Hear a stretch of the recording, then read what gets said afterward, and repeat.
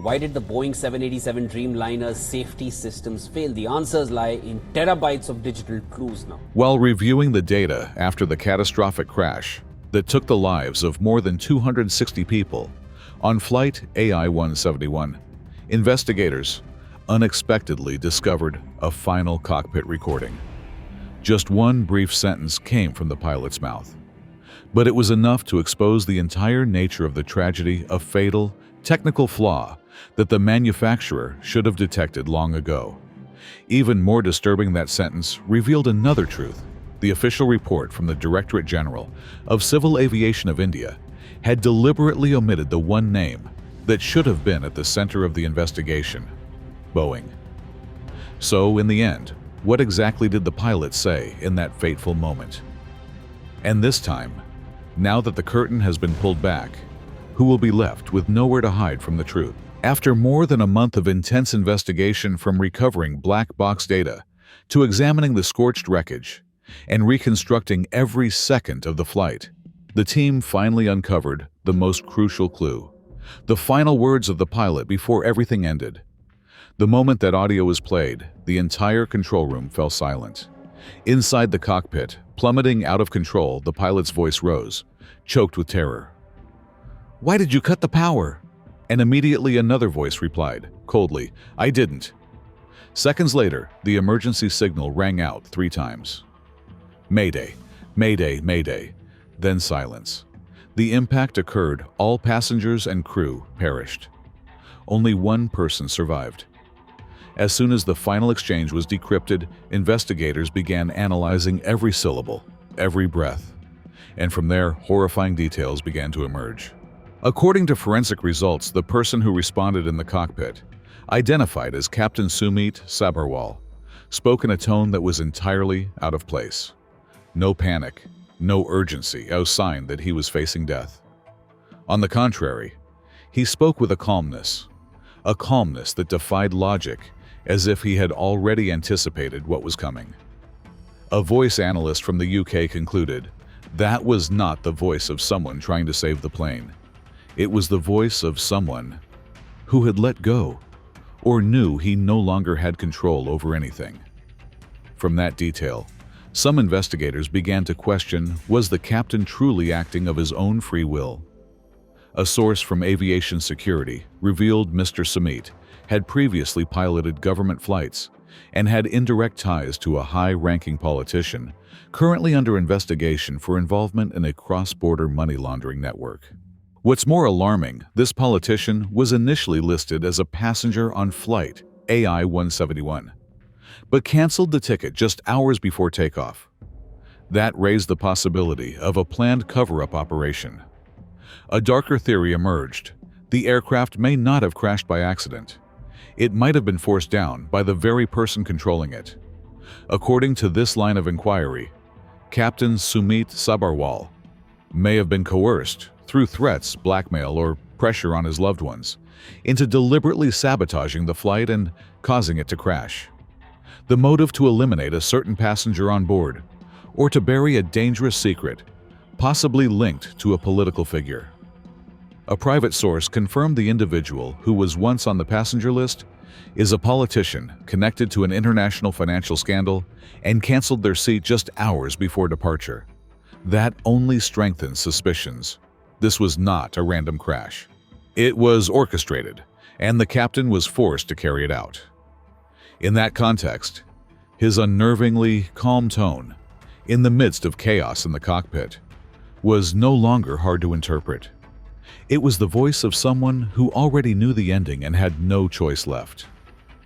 However, things became even more complicated when experts began to analyze the final cockpit recording in greater detail. Up to this point, there has been no official confirmation identifying who spoke which line. And that ambiguity has opened the door to a completely different theory. One that contradicts the scenario of a captain under duress. According to flight schedule data released by an independent investigation group co-pilot, Clive Kunder, had been flying long-haul overnight routes continuously for nearly 3 straight weeks. In the 9 days leading up to the crash, he had less than 24 hours of rest in total. An internal source from Air India admitted that the crew had repeatedly raised concerns about the excessive workload, but the schedule remained unchanged due to a severe shortage of staff.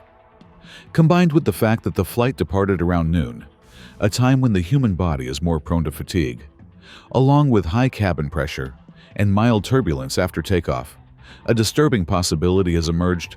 The co-pilot may have briefly fallen asleep from exhaustion, and in that momentary lapse of consciousness, he may have accidentally touched the fuel control panel, causing the lever to shift into the cutoff position. When the plane suddenly shook, he woke up and saw the engines had lost thrust. In panic, he turned to the person beside him and asked, "Why did you do that?" Captain Sumit, equally shocked, immediately responded, "I didn't." The co-pilot tried to switch the fuel supply back on, but it was already too late. From the moment the fuel was cut off to the point the aircraft lost total control, only about 30 seconds passed, and just one unintended action, at the worst possible time, led to catastrophe. But the theories did not stop there. Another possibility is now being considered. If both pilots genuinely had no idea what triggered the event, then it is possible the system automatically shut off the fuel without human intent. This scenario leads the investigation toward a software malfunction or failure within the automated flight control system. According to expert Mary Scavo, the Boeing 787 is programmed with a fuel cutoff feature that activates when the aircraft believes it has landed.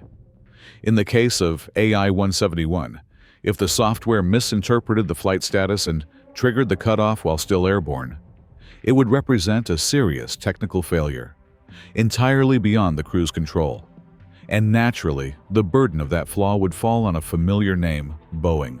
In every aviation safety monitoring procedure, the assessment of the pilot's physical and mental condition is always a mandatory part. But is it enough? The case of Captain Sumit Sabharwal forces the aviation industry to question itself. He passed the Class 1 medical examination just a few months before the accident, a mandatory standard to practice. But immediately after the incident, his entire medical record was seized, prompting the public to ask, is there something that has not yet been disclosed? Some sources revealed that he had previously taken a long leave due to health reasons. In the workplace, he was known as a quiet, reserved person. However, there is no evidence that he ever experienced a professional incident, nor did anyone report signs of loss of control in previous flights. The problem lies in this: the current system seems to only check the minimum ability to continue working, rather than assess the depth of psychology and mental pressure. In highly specific environments, such as the cockpit, where a single wrong decision within seconds can lead to disaster, is the current form of evaluation sufficient to prevent risks? Whether or not the captain eventually made a mistake, the more important question remains: by what standard are we assessing the humans flying in the sky?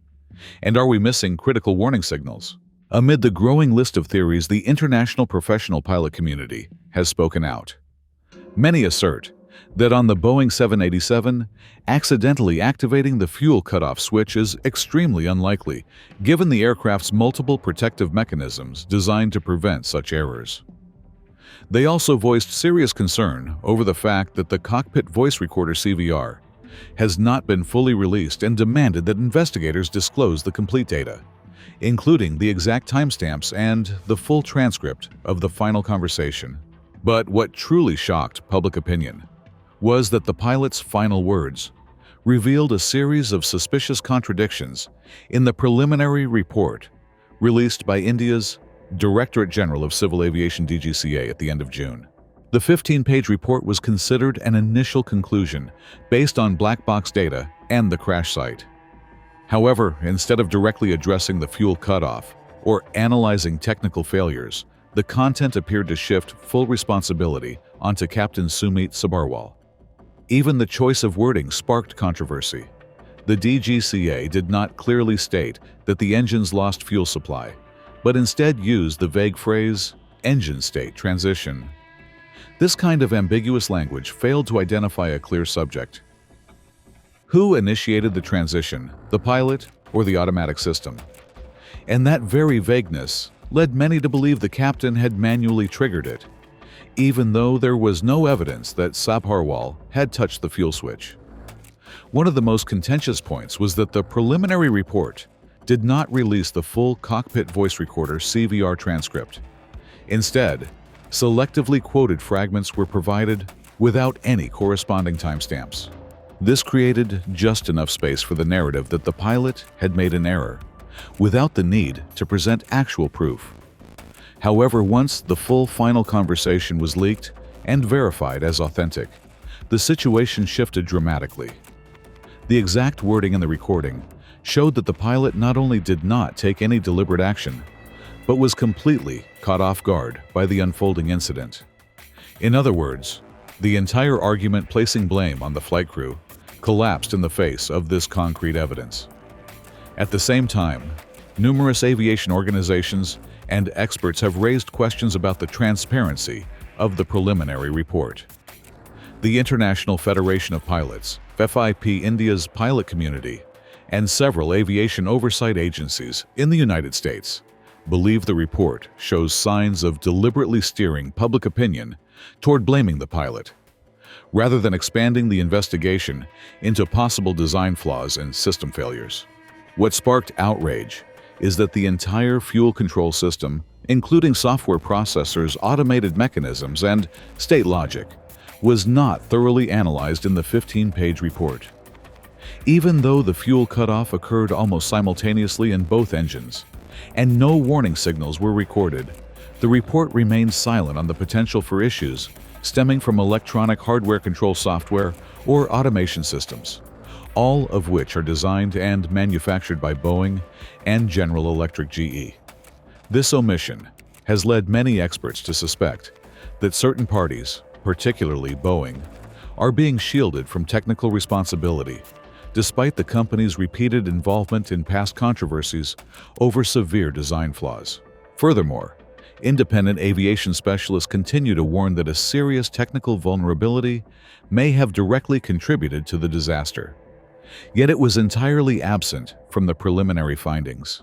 Since 2018, the United States Federal Aviation Administration (FAA) has issued an advisory regarding a firmware issue in the fuel switch control system on several Boeing aircraft, including the 787.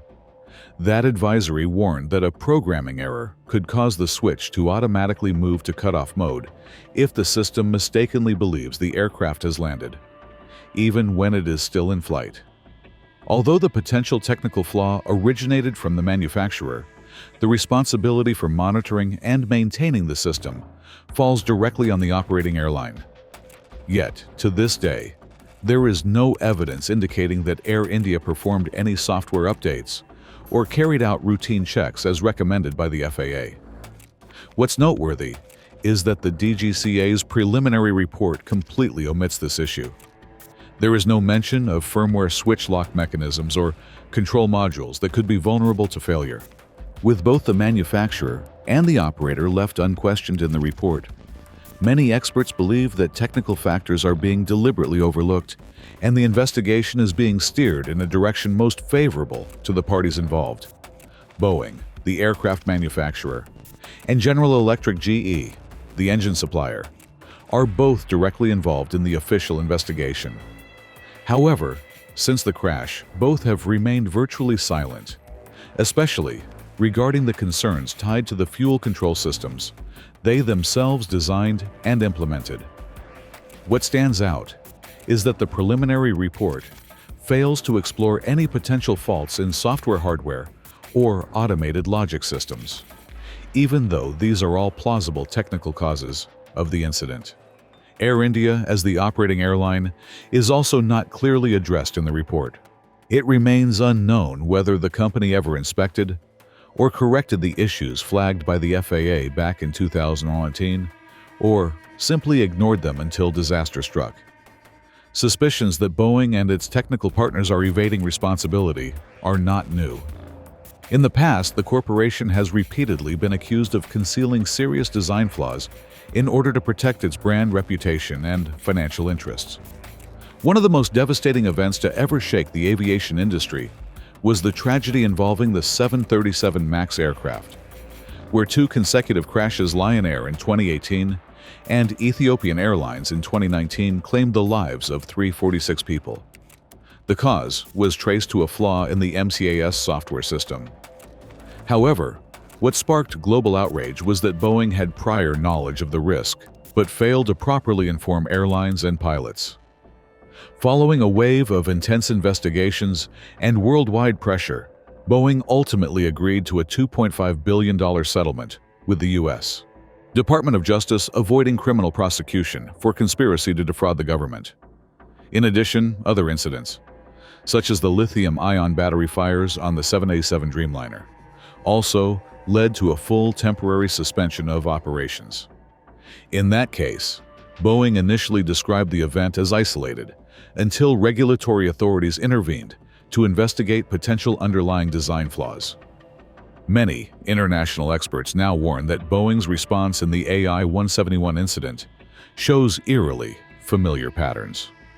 Silence on technical questions, reluctance to release detailed data, and preliminary reports that shift the blame toward the flight crew, just as seen in past disasters. After a series of controversial findings came to light, the crash of flight AI-171 officially entered an expanded investigation phase, now involving multiple international agencies, including the UK's Air Accidents Investigation Branch, AAIB, the US, National Transportation Safety Board, NTSB, and the Federal Aviation Administration, FAA. The focus of the next phase of investigation is an in-depth analysis of the technical elements omitted from the preliminary report, including control software, fuel switch modules, safety locking mechanisms, and electronic logic under abnormal flight conditions. A complete reassessment of the automated systems, especially the auto cutoff function, is now regarded as an urgent priority. At the same time, aviation professionals and the pilot community continue to apply pressure on investigators to release the full cockpit voice recorder CVR, including exact timestamps, contextual details, and any previously unreleased conversations. If cockpit video footage exists, there are also demands for that data to be disclosed in full to prevent biased or selective interpretations. From a policy standpoint, several experts have put forward key recommendations: a full redesign of the fuel switch system installation, of surveillance cameras in the cockpit on new aircraft models, and a reevaluation of technical standards that currently allow automatic fuel cutoffs without direct human confirmation.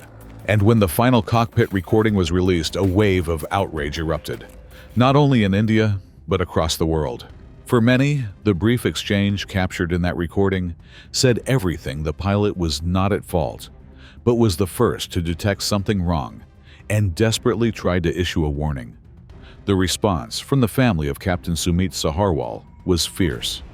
In a letter sent directly to India's Directorate General of Civil Aviation and the media, his relatives wrote, his final words were a warning, an attempt to save the flight.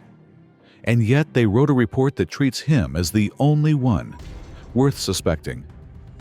It wasn't just the pilot's family. Many relatives of the victims also spoke out. In Pune, where more than 30 passengers had died, a memorial service quickly turned into a rally demanding justice, with banners reading, "Stop the cover-up. Tell the whole truth." On social media, hashtags like #Justice for AI-171, Marshal Sabharwal deserves, the truth, and #Boeing. Explain.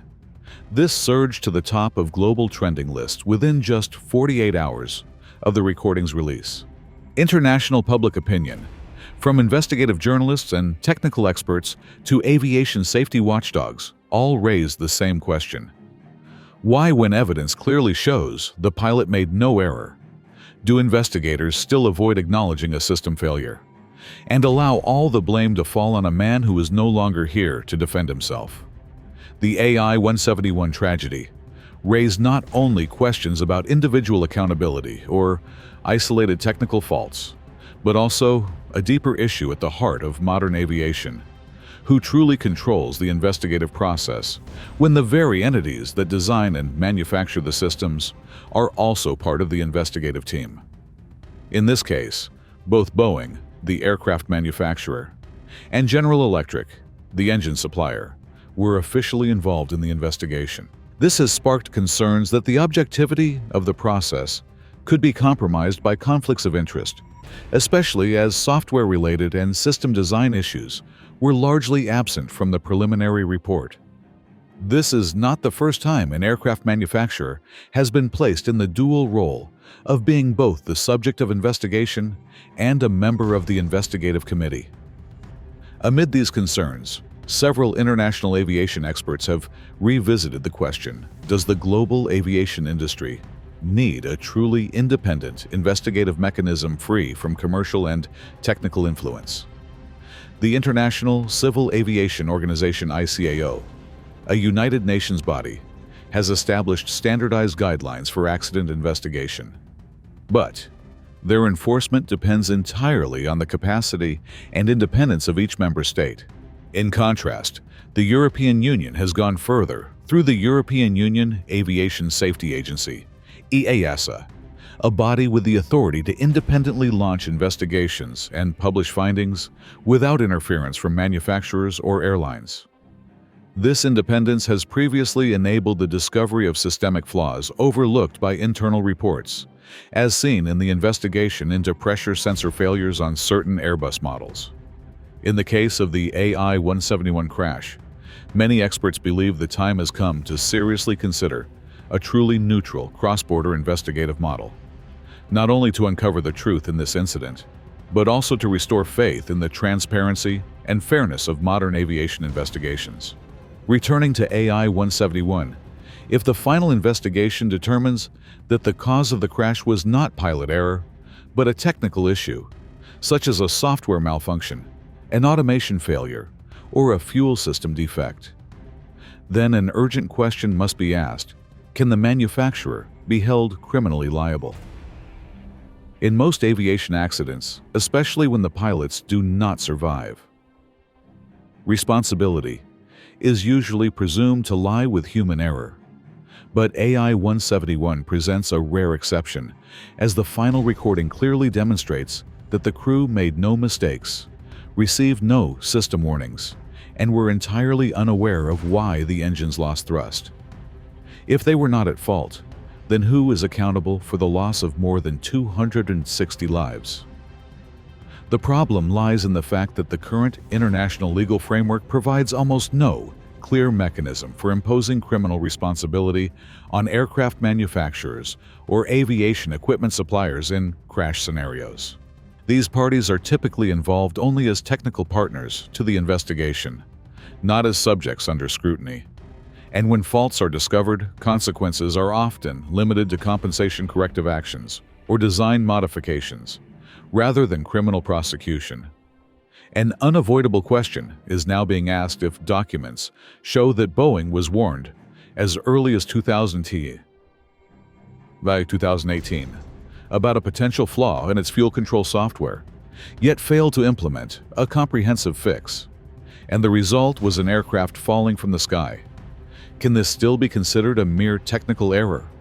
Or has it crossed into the realm of negligence, severe enough to constitute a crime?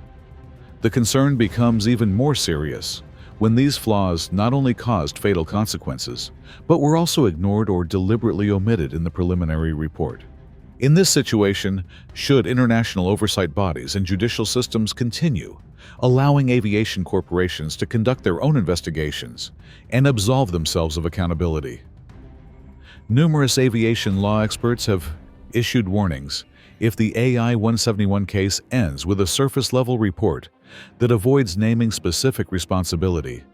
It would set a deeply dangerous precedent, because it effectively sends the message that even if a technical fault exists, as long as the victims are no longer alive and the data is withheld, the manufacturer can walk away without consequence. At this moment, what the public is demanding is not only a detailed report, but a definitive answer to the question: Does the legal system have the strength to compel corporations to face the real consequences of the products they create? Or will responsibility once again be buried with those who no longer have the chance to speak? The AI-171 crash is no longer just the story of a single flight, a single airline, or one specific country. It has become a full-scale test of the modern civil aviation system, from its ability to respond to technical crises, to the transparency of investigations, and more profoundly, the concept of accountability and justice.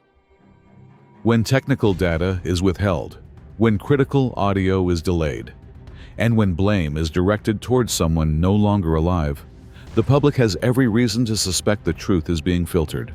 In a structure where the manufacturer both supplies the equipment and sits on the investigation panel, the line between transparency and vested interest can disappear at any moment. More than 260 lives were lost. And in the final minutes, the only person still aware enough to warn of something going wrong, Captain Sumit Sabharwal, spoke up. But no one listened. And to this day, he has not been cleared. If the cause lies within the system and silence remains the response, then this is no longer a random disaster, but a failure sustained by silence. Justice in aviation is not just about identifying the fault. It's about having the courage to follow it to the end regardless of where it leads. No one can change the fate of Flight AI-171, but how we respond to the truth, or deliberately look away, will define the future integrity and safety of this industry. If you found this video thought-provoking, don't forget to like and subscribe so you won't miss what comes next. Share your thoughts in the comments below. Thank you for watching. And remember, the content in this video is based on multiple perspectives and analysis. Be sure to consult additional sources for a more complete and balanced view.